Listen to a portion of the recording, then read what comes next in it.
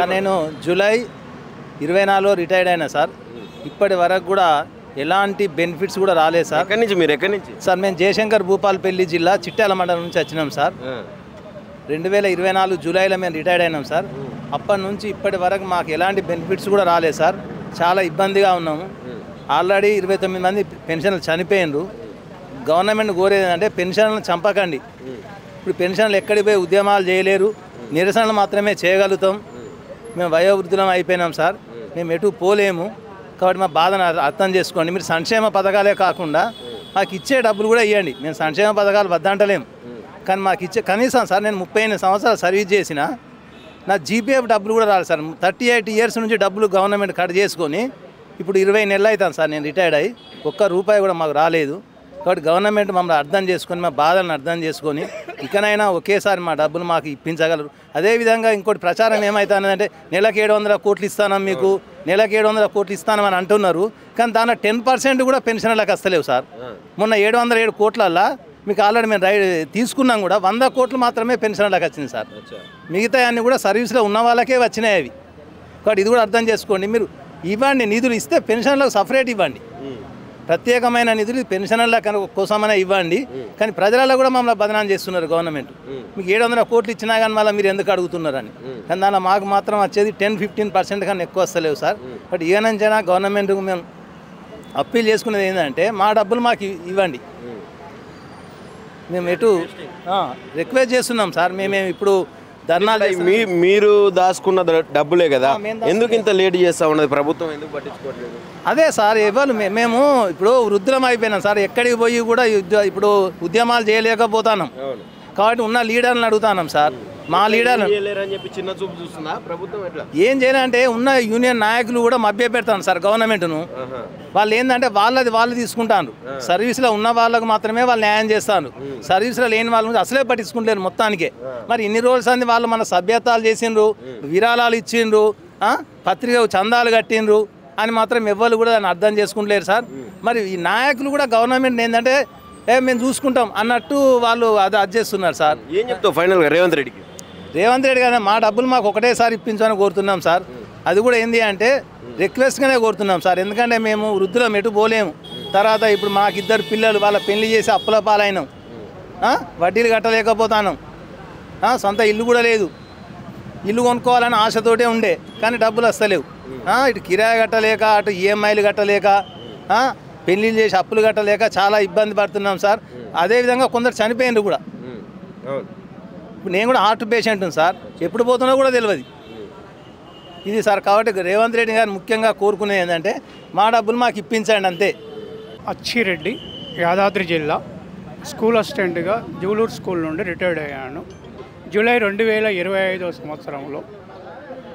మేము రిటైర్డ్ అయిన సంవత్సరం అంటే సంవత్సరాలు గడుస్తున్న మా బెనిఫిట్స్ మాకు రావాల్సినటువంటి మాకు బెనిఫిట్స్ ఇవ్వకపోవడం అనేది చాలా దారుణం. ఎంతమంది ఉంటారండి మొత్తం? నియర్లీ 14,000 మంది కాక ఉండొచ్చు. ప్రతి నెల నియర్లీగా 800 నుండి 1000 మంది ప్రతి నెల రిటైర్డ్ అవుతూ ఉన్నారు. మరి వీరు ఇచ్చేటటువంటి జీపీఎఫ్ డబ్బులు రెగ్యులర్గా ఉన్నటువంటి ఎంప్లాయీస్ యొక్క జీపీఎఫ్లోని ఆ యొక్క డబ్బులని వారికే మళ్ళీ ఫైనల్ పేమెంట్గా ఇవ్వడం జరుగుతుంది. ప్రభుత్వము 700 కోట్లు అనేవి మరి ప్రస్తుతం రిటైర్డ్ అయిన వాళ్ళకి ఏ కోశాన కూడా అందలేదు. మరి మా కోసం డబ్బులు కేటాయించి మా యొక్క రిటైర్మెంట్ వాళ్ళకి ఇవ్వాల్సినటువంటి బెనిఫిట్స్ సకాలంలో అందజేయగలరని మేము కోరుతూ ఉన్నాం. ఎక్కడి నుంచి అమ్మా? ఇక్కడేనండి. నేను జలసౌదాలో పనిచేసేదానండి, హైదరాబాద్ ఇరిగేషన్ డిపార్ట్మెంట్. తర్వాత 3 ఇయర్స్ ఎక్స్టెన్షన్లో నల్గొండ వెళ్ళాను. తర్వాత 2024 జూలైలో రిటైర్ అయ్యాను. అప్పటి నుంచి నాకేమీ డబ్బులు అయితే రాలేదు. మొన్న లేటెస్ట్గా సెక్రటేరియట్లో సార్ని కలిస్తే, బట్టి సార్ని కలిస్తే డబ్బులు వస్తాయన్నారు. అయితే 3 సార్లు వెళ్తే కలవలేదు. కానీ మొన్న మే నెల 8వ తారీఖు కలిశాను నేను. బట్టి విక్రమార్క చెప్తా ఉన్నాడు కదా, నెలకు 707 కోట్లు ఇస్తున్నామని. అది ఆ సంగతి తెలియదు సార్ నాకు. అయితే నాకైతే ఏం పడలేదు. కాబట్టి వాళ్ళు విడుదల చేశారు లేదో నాకైతే తెలీదు. అయితే సంతకం చేశారు, నా సమక్షంలోనే సంతకం చేశారు, లైవ్గా సంతకం చేయించా. సార్ సంతకం అయింది, నాకు డబ్బులు వస్తాయి అనుకున్నా. May, June, July, August, September, October, నవంబర్కి వచ్చేసాం, డిసెంబర్ కూడా వచ్చేసాం.